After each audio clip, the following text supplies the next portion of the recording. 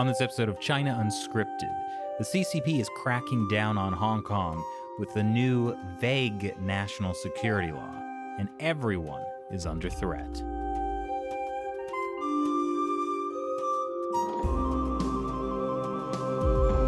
Welcome to China Unscripted. I'm Chris Chappell. I'm Shelley Zhang. And I'm Matt Gnezda. And joining us today is Tom Grundy, the editor-in-chief and co-founder of Hong Kong Free Press. Thanks for joining us today, Tom. Thanks for having me, Chris. I've missed your beard. Oh, thank you. So, hey, speaking of beards, Carrie Lamb. No, I don't know. I thought you were going to compliment Tom on his beard. Oh, that's right.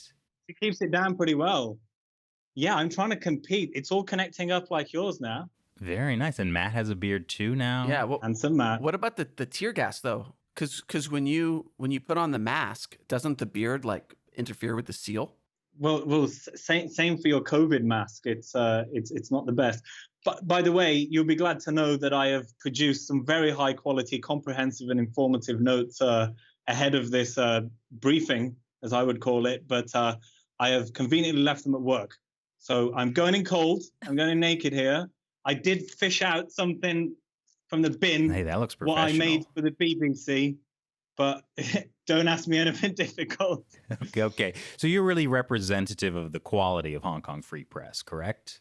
If this taped thing that I put below the webcam when I'm trying not to mess up a live thing counts, then yeah. Awesome.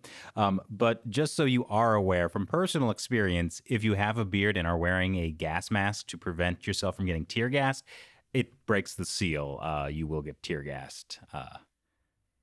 Thanks. I'll be looking forward to that inevitability over the coming weeks. Why? What's happening in Hong Kong? Do you think there's any risk? Oh, yeah. Slow news day. Yeah, nothing much going on here. I don't know why you're calling, really. Yeah, it's an absolute shambles. It's just been back to back. Quite shocking, really, I suppose, for even the best of us who keep up with the news. We didn't see this nuclear option coming, I guess, from Beijing. So we are scrambling. The national security law. Exactly. So we are scrambling to prepare ourselves for what may be another sorry summer of discontent. But certainly the period between now and that law kicking in, there's lots of anniversaries coming up, let alone June 4th, that I don't need to remind your readers what that signifies next Thursday, which is conveniently the day when the national anthem law will get, I think, either its final reading or could be voted upon in the which makes it illegal to like make fun of the communist Chinese national anthem. 3 years in prison or a huge fine, which makes it different from a lot of other countries that have such laws. And that takes us into June 12th, which is the anniversary of the 2019 protests. And for the Hong Kongers among your viewers, the July 1st pro-democracy march will be a familiar point on the calendar too. All of this with the backdrop of COVID. And also on Thursday, that is when social distancing guidelines are, I reckon, set to be extended because we've had 13 new imported cases today. And many believe that there is somewhat of a politicization of these ban on group gatherings over 8 people, which we can talk about if you want. But it seems that police seem to be rather enthusiastically targeting protesters in terms of breaking up those kind of groups, whilst having a bit of a blind eye to, expats drinking in Soho and whatnot. So it's going to be a spicy week, let alone a few months coming up. So, Tom, what if protesters kind of gathered in groups of 8 and then kept like 6 feet away from each other? Yeah, they've tried that. If you can think of it, they've tried it. The suggestion that you can turn up as and protest as individuals and this kind of thing has been the approach when they have gathered to sing songs and chant pro-democracy slogans in malls, which has probably been the main type of protests where I think people feel some sense of security. Less likely the police will go crazy with pepper spray and tear gas indoors, although they have done both of those things in the past year. And of course, just 3 weeks ago, the police watchdog report cleared them mostly of wrongdoing. So they may feel a bit more emboldened. Nevertheless, I did try to ask Carrie Lamb, what is this the police are saying about not being allowed to gather in these groups of 8 for a common purpose, because there is no such stipulation in the regulations about this common purpose business. She called my question biased and it seemed very cross, but I got an answer a week later from the government saying that if you have pre-planned to meet and if you stick around for a long time with the same aim, that is considered a group gathering. And if you think about it, pre-planning to go to the beach with a bunch of people and getting on a bus to go there and sticking around for a bit is would also meet those provisos, I guess. But yeah, so everything COVID related, particularly with the group gathering ban, seems to feel quite political in Hong Kong, as I'm sure it does in a lot of places. So basically, not only are they using the coronavirus to prevent another summer of protests, they also have this national security law that basically would make criticizing the Chinese Communist Party illegal. Well, it's. I think there's double benefits with the backdrop of COVID, the cover of COVID, in that first, people are less likely to come out. So the people who are coming out at the moment are risking a lot. You got a 2,000 Hong Kong dollar fine for group gatherings, illegal assembly, maybe public nuisance, one of these other archaic colonial laws, or rioting. If you turned up last Sunday in Causeway Bay, that was considered a riot, you could get 10 years. So they're risking a lot. You haven't got the cover of all the people coming out from last year.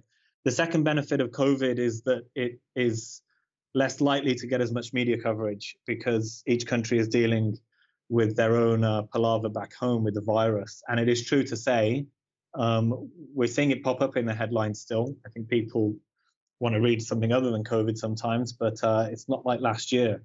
And I think there is also a Trumpian approach to doing so much in terms of the crackdown in just a few weeks.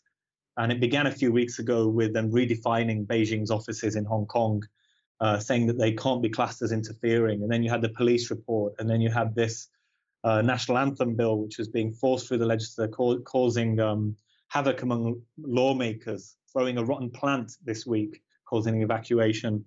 And then on to the national security law. So it's one thing after the other, as a lot of what we see, with the Trump administration, whereby the media can't keep up. Just as we're trying to react to one thing, I remember editing op-eds reacting to the police thing a week later when, there's been the next atrocity. So, yeah, the timing is no coincidence. But also, of course, it was the top legislative meeting in Beijing too. I've forgotten the second half of your question, but I was talking about COVID being very convenient for the local government, I suppose. Well, it certainly seems like the Communist Party has tried to use COVID as hoping that people would be too distracted by it to really pay attention to Hong Kong. But that doesn't seem to have worked. The U.S., particularly the U.S. government, seems to be pretty focused on Hong. Secretary of State Mike Pompeo just told Congress that Hong Kong is not autonomous from mainland China. So it doesn't seem like this is really working for the Chinese Communist Party. Well, yeah, that's another huge thing. I almost forgot about, actually, that imagine being Joshua Wong, whereby, one guy has managed to wield this much lobbying power to get the US to act.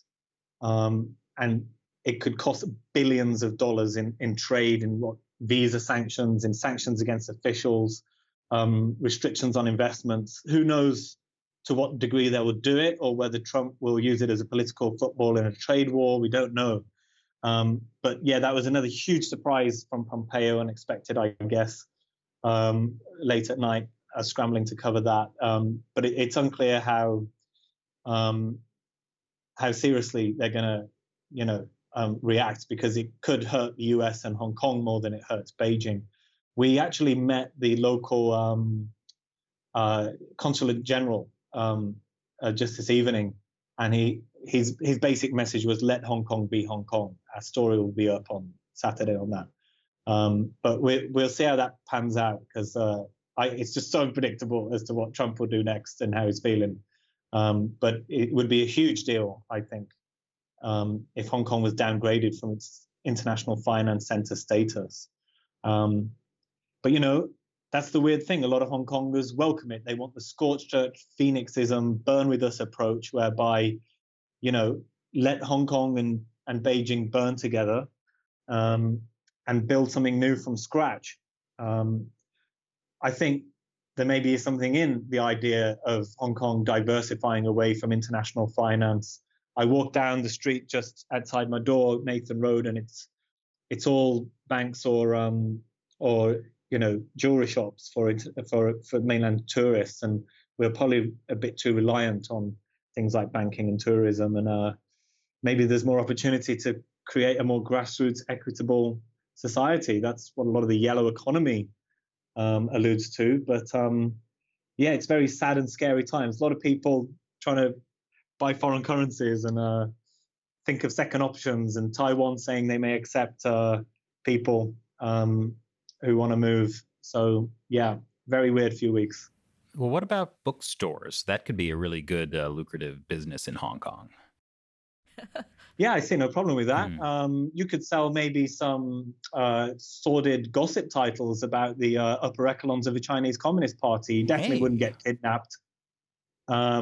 Yeah, I'm sure you wouldn't end up on TV making weird confessions. Tsai Ing-wen visited Lang Wing Kee's bookstore today, actually. You bring up an interesting point, Tom, about the Hong Kong as an international finance center.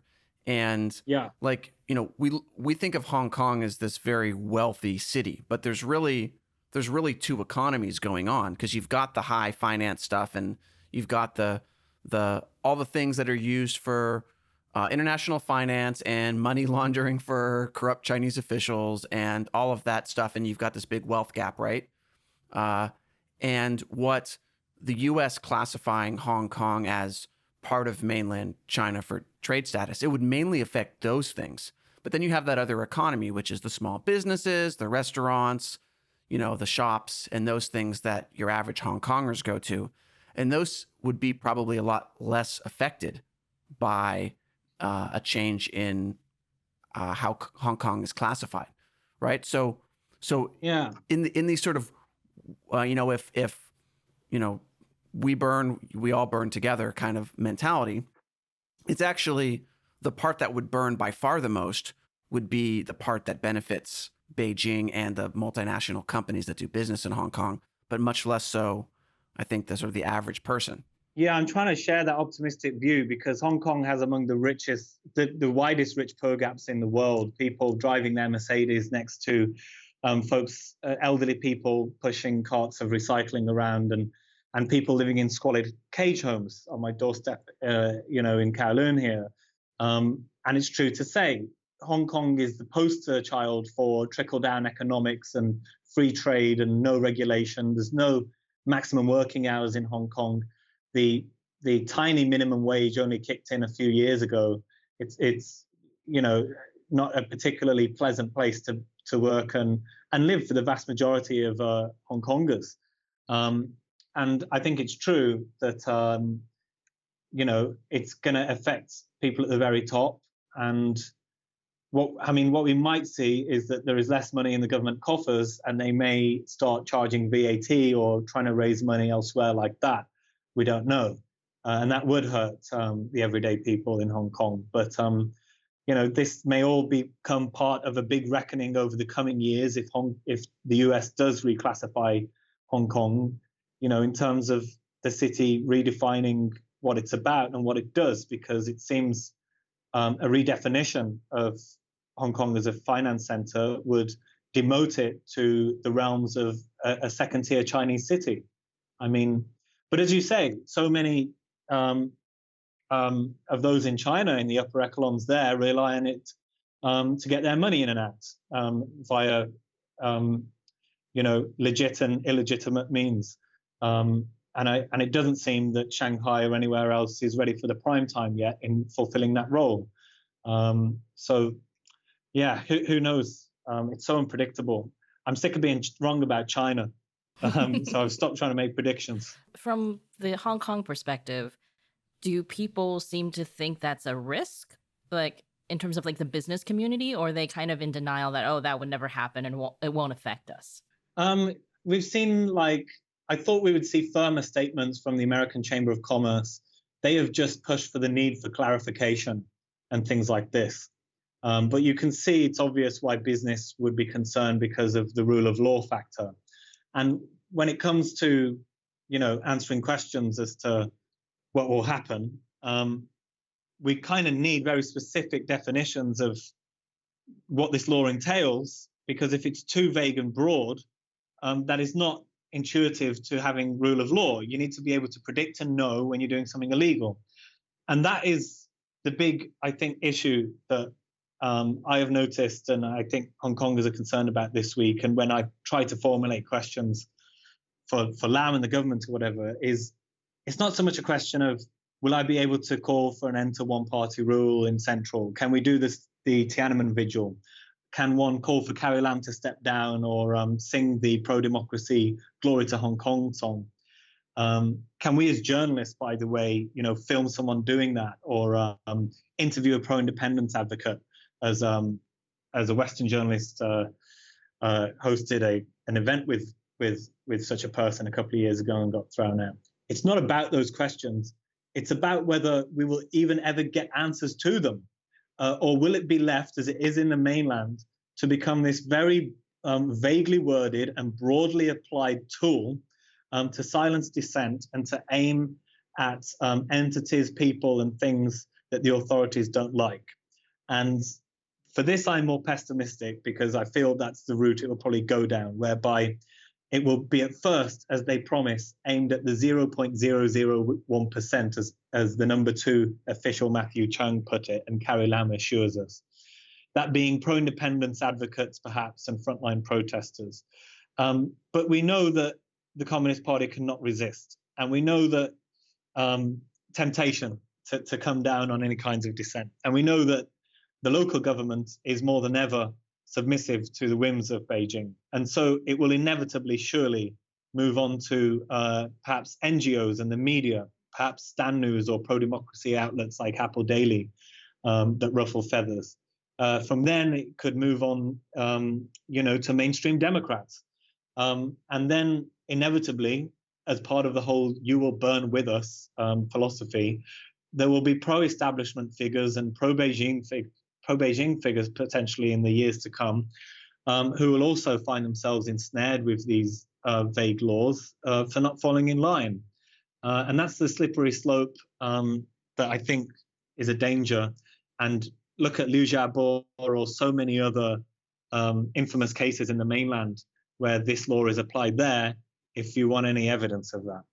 So Hong Kong free press, how long do you think Hong Kong will have free press? Well, over my dead body, will I stop doing this? We'll try and operate from anywhere, and we have been set up to weather any storm. You might regret that choice of words in the future.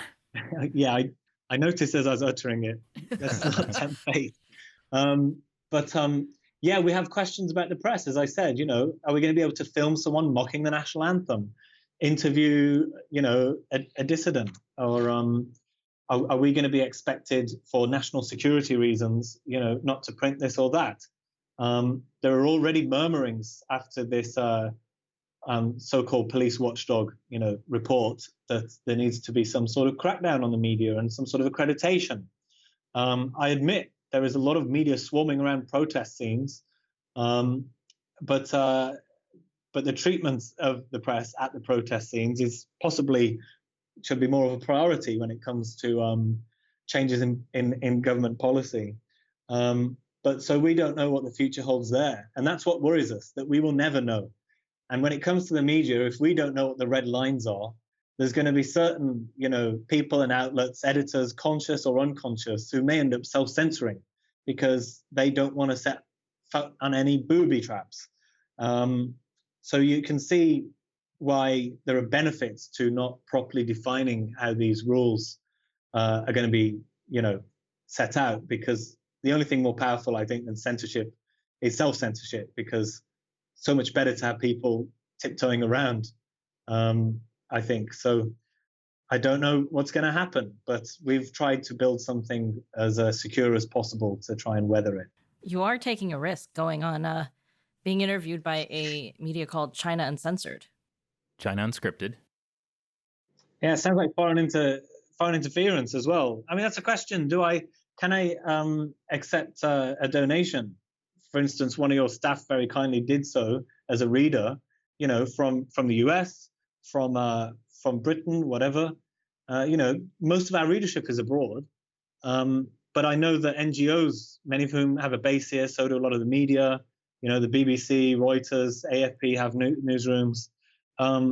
If you're an NGO, if you're a company, let alone a newspaper, would you be a bit more tempted by Taiwan now or somewhere else or Singapore than setting up here? It seems like you're going to have to build in that risk factor, that the government is going to somehow, have a tantrum, spot something, classify some comment as seditious. Maybe someone at your company, like at Cathay Pacific, and they will demand apologies and things like this.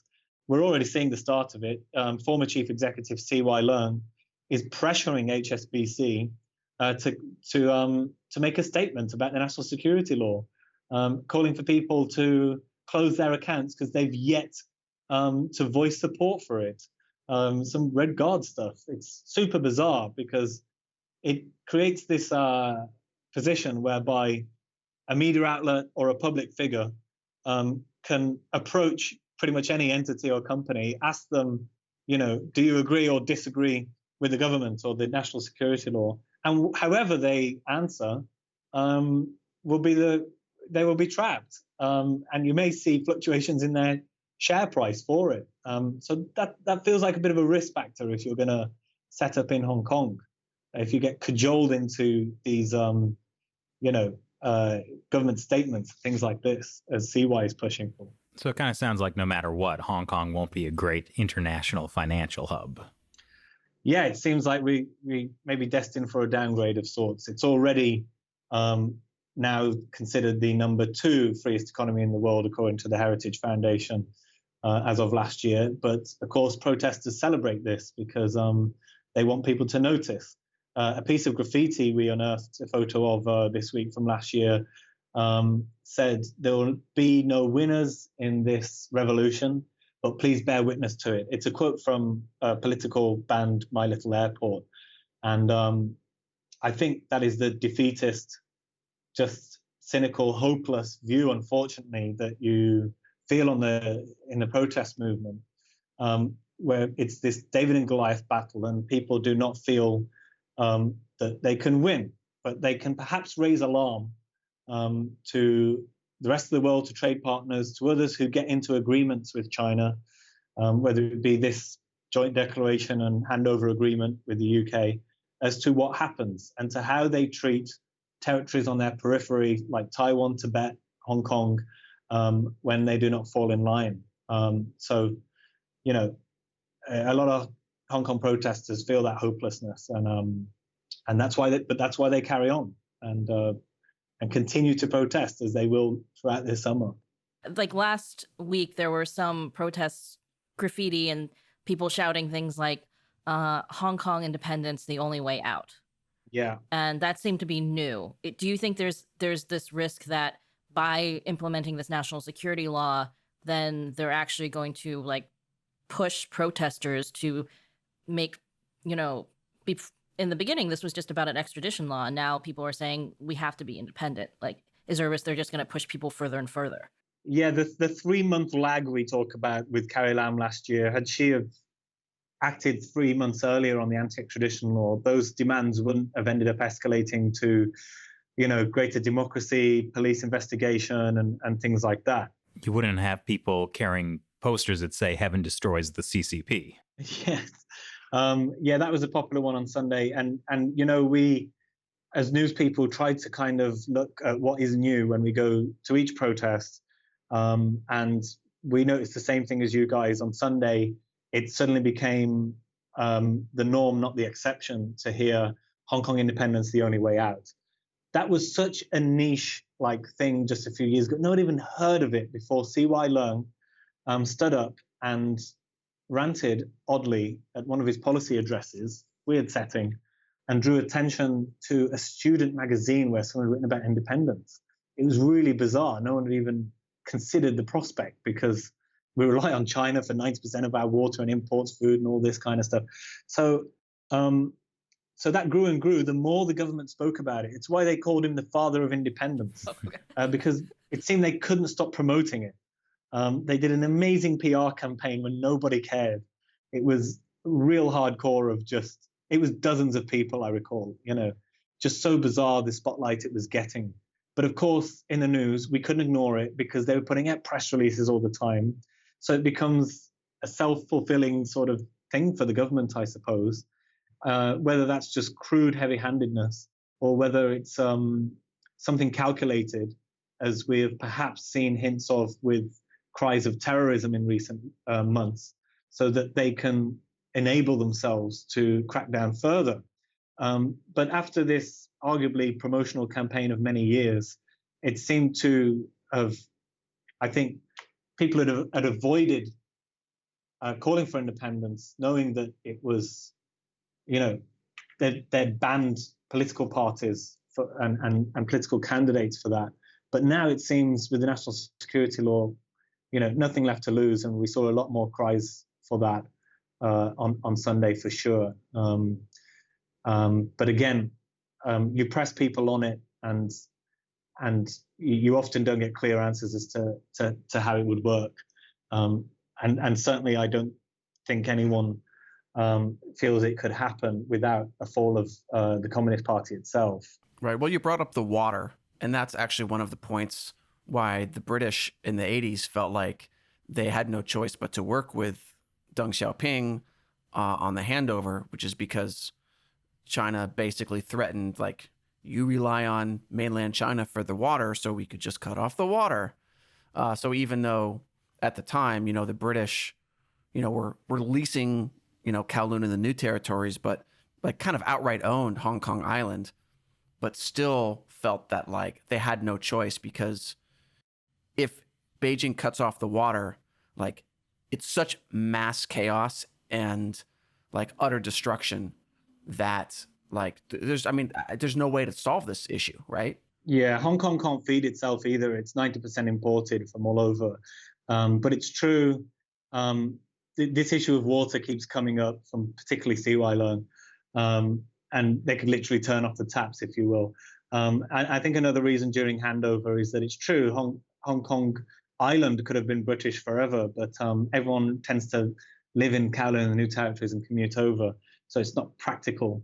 But despite what many say about, and I'm no apologist for British colonial adventures, there were a couple of efforts to install democracy, but it was China in the 1950s who pressured for it not to happen. And arguably Chris Patten, a little bit on his way out, tried to do some reforms that were reversed.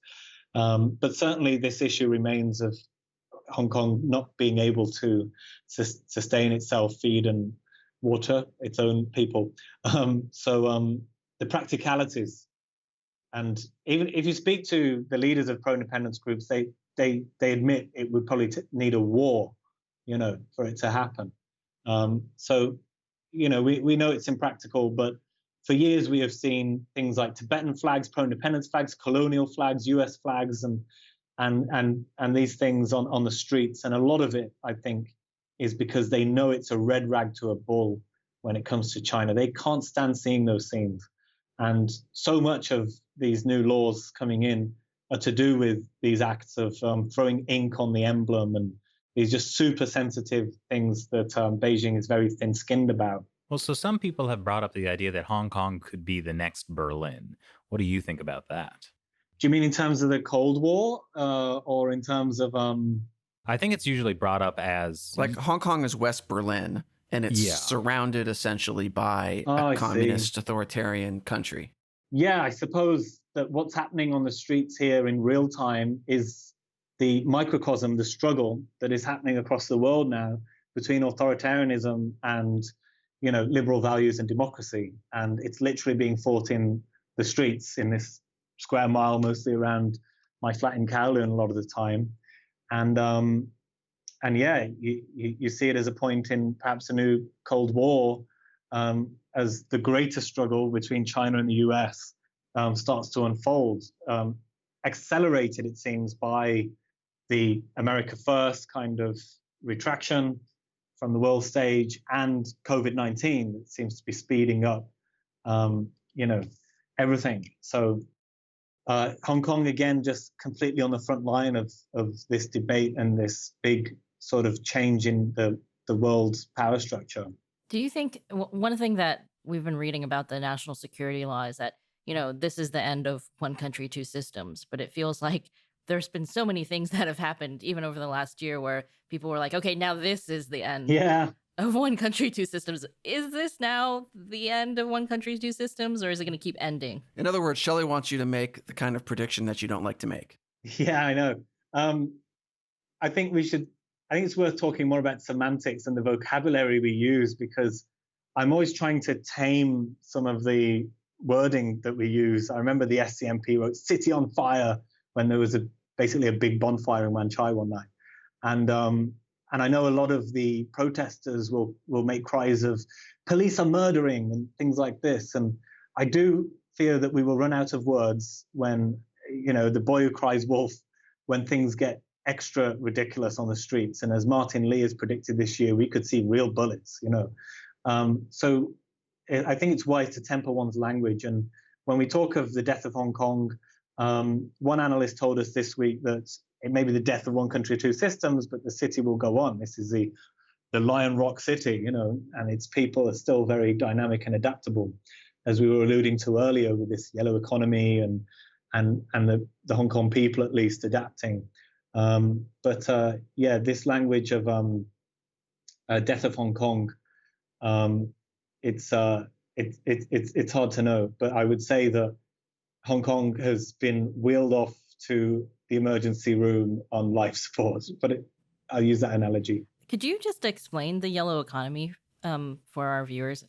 Yeah, I mean, arguably it may have become a little bit stillborn because of COVID-19 that really affected, small business, obviously, and some of the restrictions on restaurants in terms of headcounts and things like that when you've got among the highest rents in the world. But the yellow economy was an effort, much to the annoyance of the authorities and CY Leung and Beijing even, who commented on it, to band together pro-democracy businesses, create maps and databases of those who were yellow, in the same way that everything is split into two different camps, and in the US among Democrats and Trump people and Republicans, and the UK with the Remainers and the Leavers. Here everything is pro-Beijing, pro-democracy, and this was an effort to try and direct people's money as well as support towards restaurants, small businesses, little shops, who and even networks of freelancers, who were pro-democracy. And it seemed to work, pretty well. You'd see queues around the block for these businesses, and then, of course, like the rest of the world, it became a bit of a ghost city, and they all started struggling. And you started seeing these bizarre statements saying that it is against free trade to do this from the authorities. Had them completely spooked, considering what a tiny part of the economy, small businesses are, but still they felt the need to comment on it in such this bizarre way. Because truly, if anything means anything when it comes to free economy, it's the freedom to spend the money, wherever you want. And that's what people were doing. It's almost the opposite of a boycott. It was a positive boycott. How would you describe it? But they were choosing where... Girl caught. Yeah, they were like voting with their wallets. And, so already Hong Kongers can't vote at the ballot box. Are you saying we must go to this pro-Beijing bang and we must choose this, restaurant and where to eat? It's very bizarre. But like I say, it took a bit of a hammering, I think, in COVID, but it's there alongside a drive to get people to join unions. So all of these imaginative ways have tried to keep the momentum and the camaraderie and the achievements of last year going beyond the street protests, because it is not. That's one of the things we didn't see after the umbrella movement, and there was fragmentation, which is why we have this idea of not criticizing different fractions at the moment, and there was little lasting. It became almost embarrassing to talk about yellow umbrellas and the 2014 movement. So it's a chance to try and make it sustainable. And has it been working other than the COVID kind of throwing a wrench in the yellow economy thing? Has the protest movement? I think it's too early to say if it's working until the COVID thing settles down. And of course, the government aren't going to put out statistics showing this is how the yellow economy is doing. But we can see the queues out of the doors for some of these places. And I'm sure some of these retailers are opportunists, and they will put a few Pepe stickers up and makeshift Lenin walls to grab some of that yellow dollar. But we'll see how it pans out during this year, because especially as the economy adjusts and the rents come down, maybe it will flourish, or maybe it will be stamped out. Who knows? So trying to make predictions again. I mean, I was asking more about whether the protest movement has been sustained over the last year, better than after 2014. So it's been in hibernation, I would say. It's still there. And if you look at a recent survey Reuters put out, the anger never subsided. If anything, it got more. So particularly regarding the shambles at the beginning of the COVID-19 outbreak here, Hong Kong being applauded worldwide over its supposed response. But many have argued that it was Hong Kongers themselves who forced the government into action, demanding border closures, medics going on strike for PPE and things like this. And of course, Hong Kongers themselves, despite the government advice, decided to wear masks immediately, having seen the words coronavirus and China, because they'd seen all this before with SARS. So there was anger over that, and that's just continued, obviously, and flared up again with the events of the last few weeks. And it seems to be spilling again out onto the streets now, with a few people starting to go out again.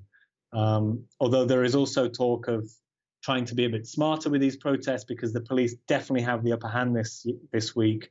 And on the Lee HK Reddit-like forum that a lot of protesters gather on, and on Telegram, they're talking about having smaller, better quality, higher attended protests. But we're not seeing the thousands we saw last year at the moment, for obvious reasons. It might take another million-man march by a huge coalition, by the Civil Front, to arrange, which they're not going to do if the social distancing guidelines, they're pretty mainstream and conservative groups. We're not going to have a vigil for the 6-4 rally, Tiananmen massacre on Thursday. So it may take another flashbang like that for momentum to start again. Or maybe there will be fatigue and we're not going to see the numbers like last year. But yeah, who knows? But the police have been very prepared. They've been very ready, having experienced and seen it down there. 3,500 were on standby last Friday. This Tuesday. Oh my goodness, this Monday. And on Sunday, there was, I've messed it up completely. On Wednesday, there was the national security, the national anthem debate. And that's when we saw over 300 arrests, including young people in uniform.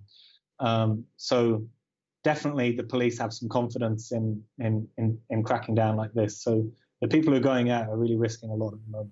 And you think the police force has been emboldened by essentially getting cleared by the independent investigation into police brutality that happened?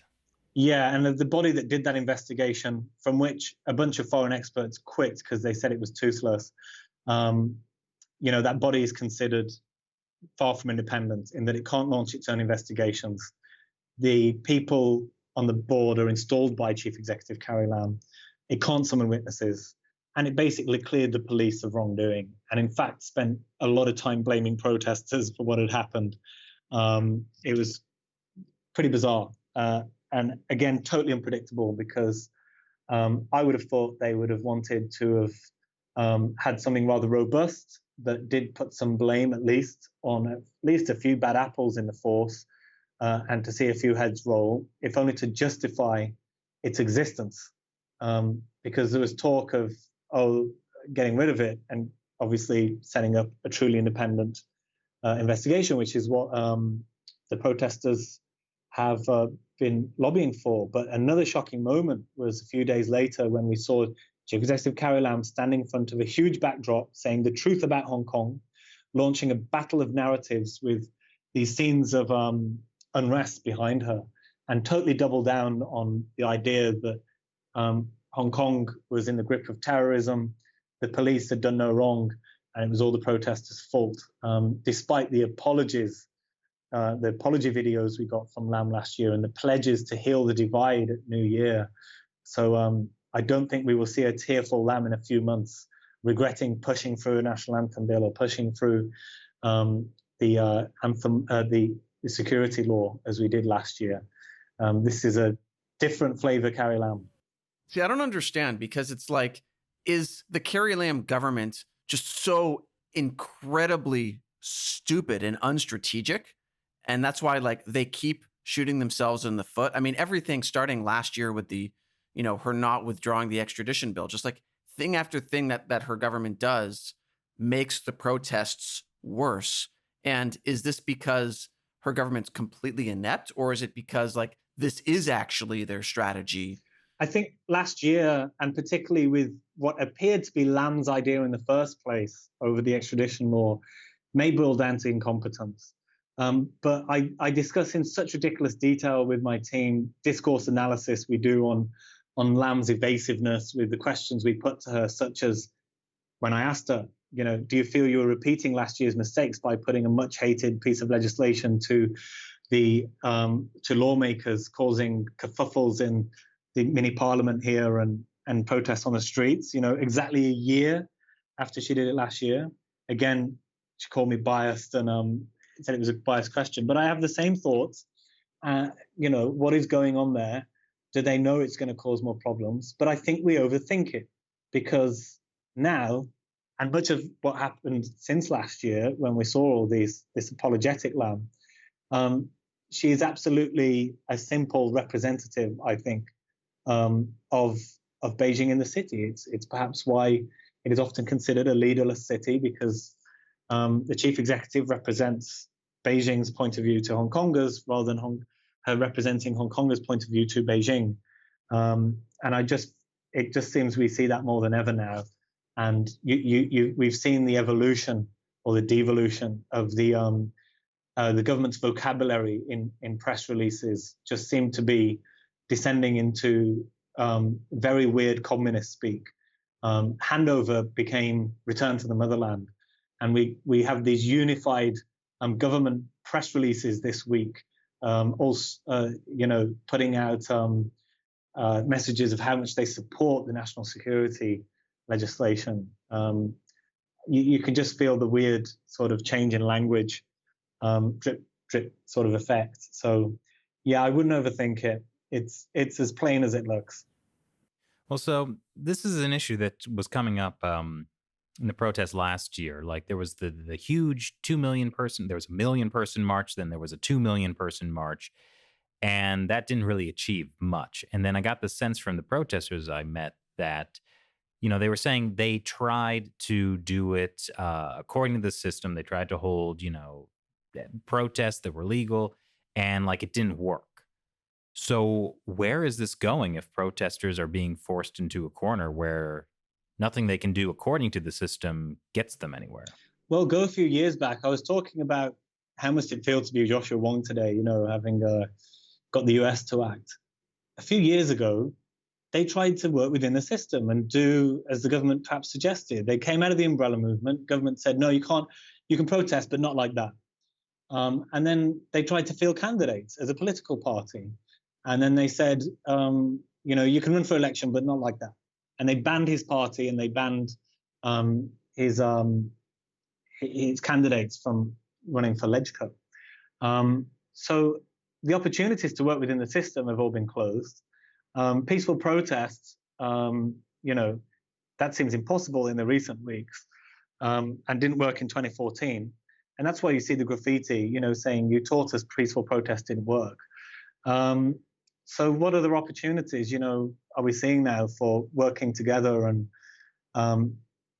as Lam has, urged the legislators to do when she took power, I don't know what else is left really. And so you end up smashing up a Starbucks and things like this, and it just gets more and more out of hand. And you see these scenes of civil unrest. So it's all because it's just the end of a 30-year peaceful pro-democracy movement, leaving people cornered with no other options, I suppose, is the forgiving way to justify a lot of what's happened in the last year. Pretty hopeless, because in so many other parts of the world, peaceful civil disobedience gets results. I think you brought up an interesting point earlier that Hong Kong is sort of the flashpoint for a broader battle between, the free world and communism around the world.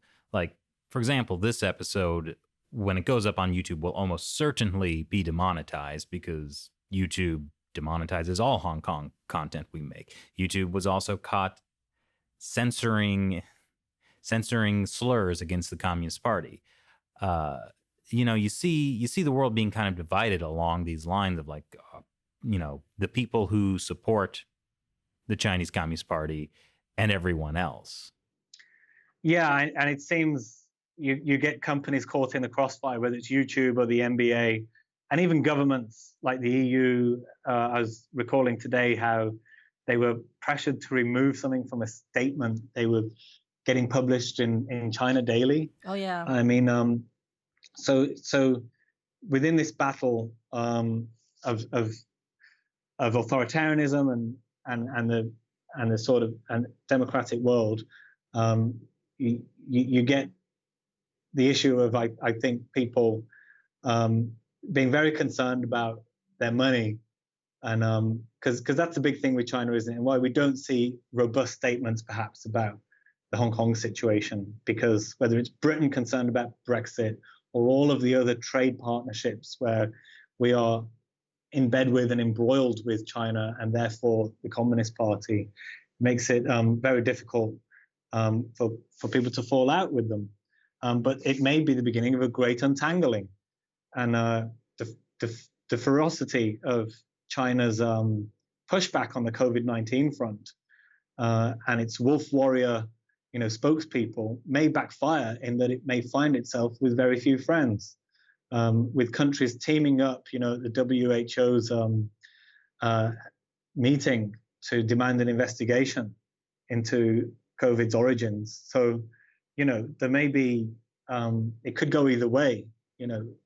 Countries could fall into either the influence and sphere of China, and we have a divided world, like in a Cold War situation, or China could find itself quite isolated because it has managed to annoy even the most amicable of countries like Sweden and New Zealand. How do you fall out with those countries, I mean, well, with Sweden, they did arrest a Swedish person. Yeah, or more than one, actually. That's true. Yeah.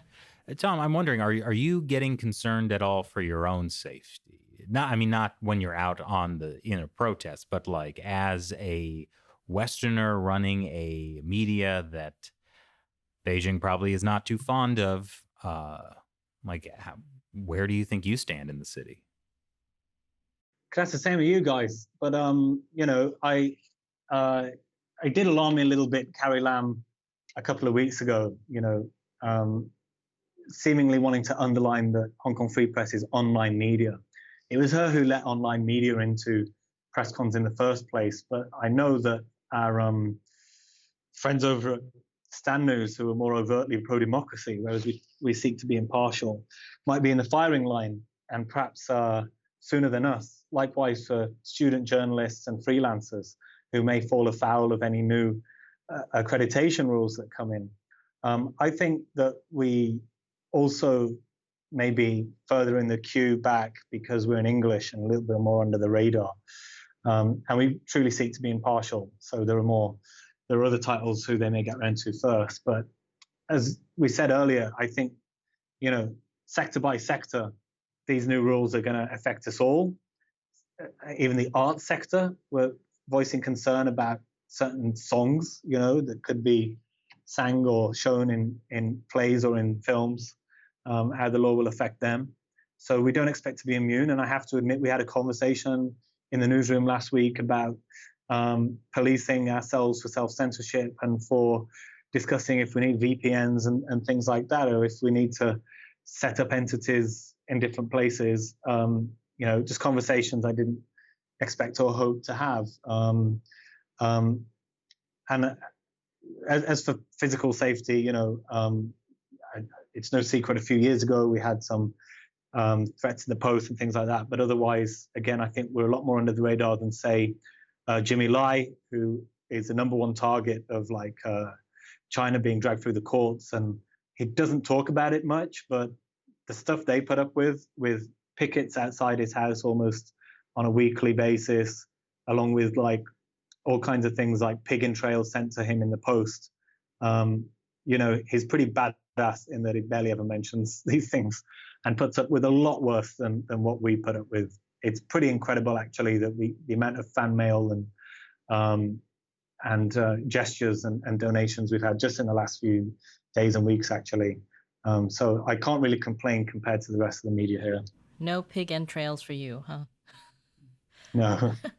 I mean, with Jimmy Lai, Global Times attacked him pretty publicly in a way that seemed to imply that they thought that his tweets could be charged with subversion.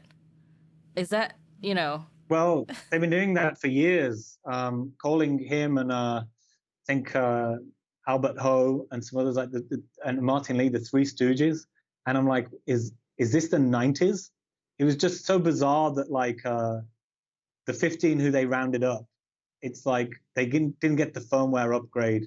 But I mean, this goes back to your question of incompetence, because it doesn't seem to be a very up-to-date view of who's actually behind the protests, which were leaderless. And what did Martin Lee have to do? I'm not sure a lot of the kids on the street perhaps know much about him, let alone Jimmy Lai. He was clearly targeted for reasons other than seemingly inciting illegal assembly and things like this. So no coincidence that for a long time state media have been targeting Jimmy in that manner, and are also in contempt of court, I might add, because they seem to have convicted him before his trial in the language that they've been using since his arrest. Well, that won't be a problem if they bring in, new courts for the national security law. Yeah, this is another big question. Are there going to be courts here? How are agents, which are meant to be based here from China, going to operate? Can they arrest people and things like that? Maria Tam, a Beijing heavyweight, reckons not, but they can conduct investigations. So, but we know how this law is applied in China. So, who knows if characters like Jimmy will find themselves afoul of national security in a court, separate to the main systems here. Certainly, it seems that foreign judges, according to a Reuters scoop, will not be involved in those trials. So that's another worry and puts us in line with Macau, with Hong Kong ridding themselves of these pesky Western common law judges. Well, we should really try to get Jimmy Lai on the show. But speaking of that, what do you think the odds of us getting back into Hong Kong are? Well, first you'd have to do 2 weeks of lockdown in a hotel room. And I ain't got, you're not shacking up with me. I haven't got a room. So until that's lifted, I don't know.